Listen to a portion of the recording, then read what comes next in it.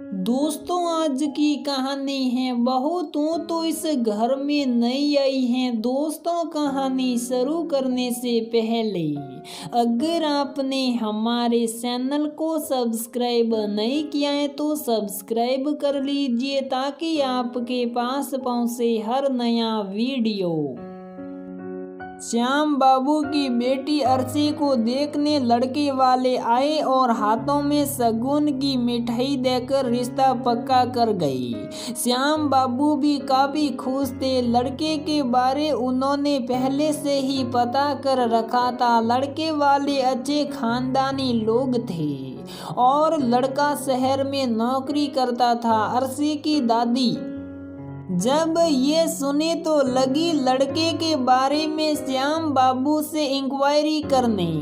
लड़का क्या करता है? दादी ने पूछा। लड़का शहर में नौकरी करता है, श्याम बाबू बोले। घर के लोग कैसे हैं? दादी का प्रश्न था। सबका अपना अपना बिजनेस है माँ, श्याम बाबू बोले। लड़के के कितने भाई हैं? उसका पिता तो ठीक ही लग रहा था। दादी ने फिर एक सवाल दागा। लड़के के 3 भाई हैं जिसमें लड़का दूसरे नंबर का है, श्याम बाबू बोले। यानी मजला? दादी थोड़ा मुंह सिकोड़ते हुए बोली। हाँ माँ, क्यों, क्या हुआ? माँ को देख कर बोले, अरे बेटा, तूने ये कहावत न सुनी? बड़का के माँ बाप, छोटका के सब समाज और मजला के कहू ना।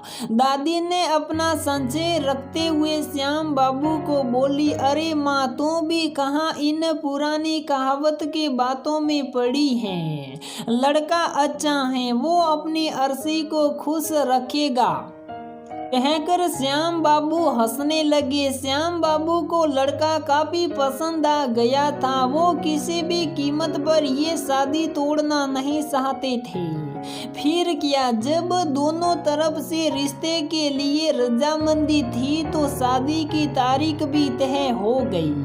अर्शी दुल्हन बनकर अपने ससुराल आ गई। अर्शी का पति निगम कुछ दिन अर्शी के साथ ससुराल में रहकर वापस अपने जॉब ज्वाइन करने के लिए शहर चले गए। सास ने अर्शी को कुछ दिनों के लिए अपने पास रोक लिया था। अर्शी धीरे धीरे ससुराल में अपनी जगह बनाने की कोशिश करने लगी, लेकिन अर्शी ये महसूस करती कि ससुराल के किसी भी मामले में उसकी राय को महत्वपूर्ण नहीं समझा जाता है। वो बात भले ही बड़ी बहू से बताई या कही जाती थी, लेकिन अर्शी और उसके पति की राय लेना भी जरूरी ना समझा जाता था। शुरू में तो अर्शी ने इसे नजरअंदाज ही किया, पर वो एक दिन अपनी सास के सामने अपने मनोभाव प्रकट करते हुए बोली। माँ, मैं भी अब इसी घर की सदस्य हूँ।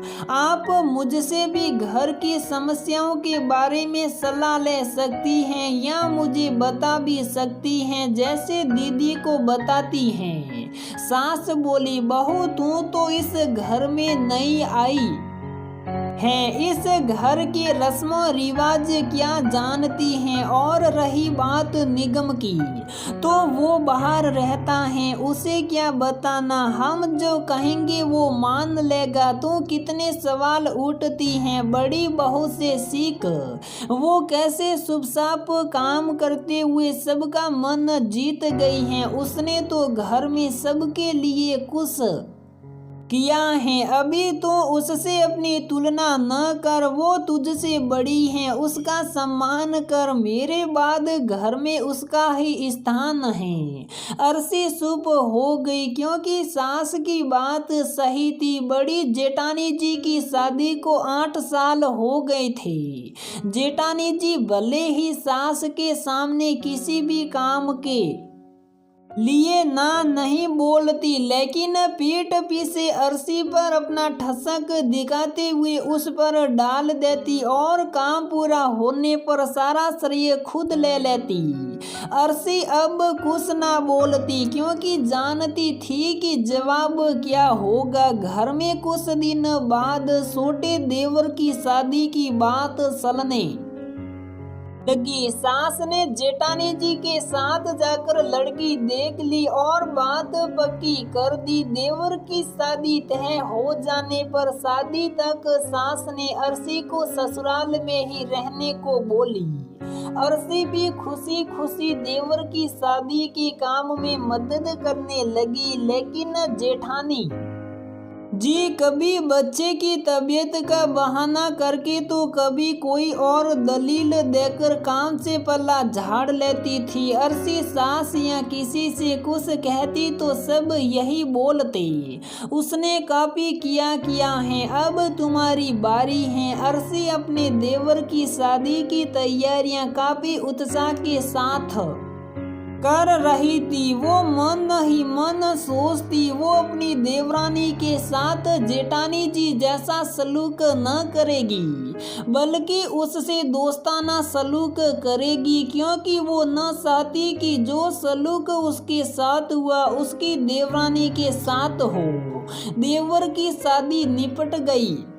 किसी ने अरसी की भूमिका की ना तारीफ की ना सराहना। कुछ दिन नई बहू के साथ रहकर अरसी अपने पति के साथ उनके जॉब वाले शहर चली आई।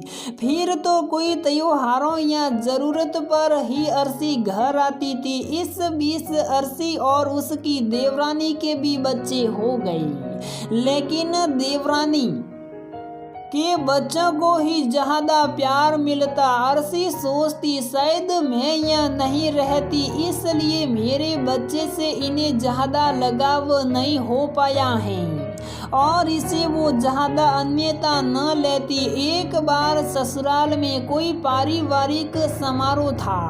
अरसी काफी उत्साहित सी समारोह के शामिल हुई, लेकिन निगम की छुट्टियों की वजह से वह समारोह वाले दिन ही आ पाई थी, इसलिए सबका मुंह थोड़ा फूला हुआ था।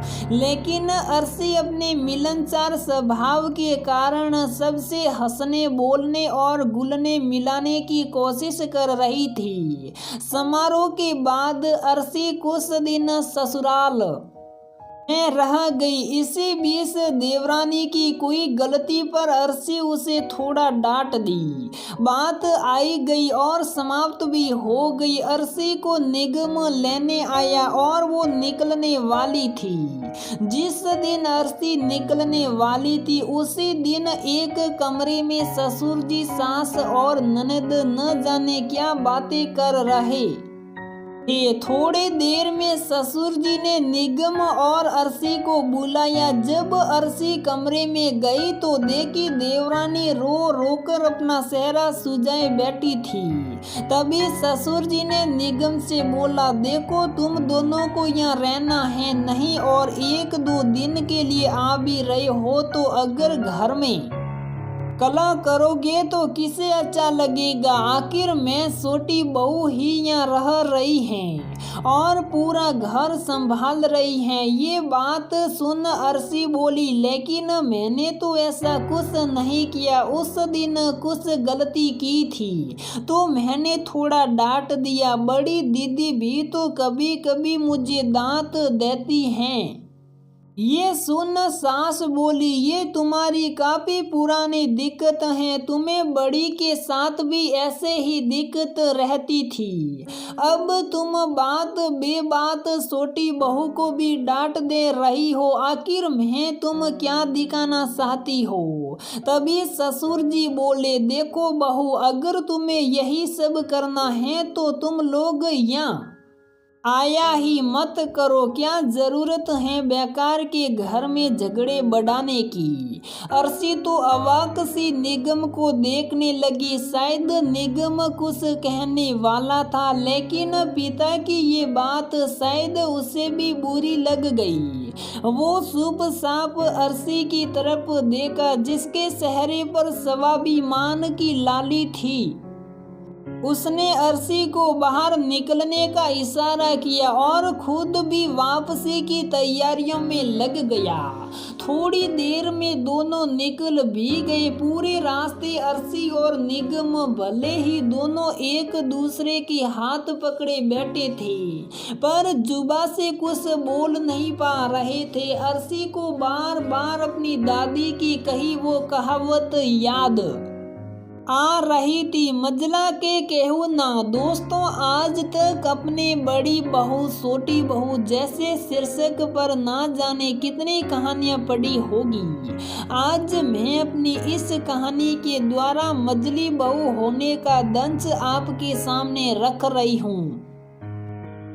तो दोस्तों, हमारी ये कहानी यहीं पर समाप्त होती है। अगर आपको हमारी ये कहानी पसंद आती है तो प्लीज़ वीडियो को लाइक करें, शेयर करें और हमारे चैनल को सब्सक्राइब ज़रूर करें।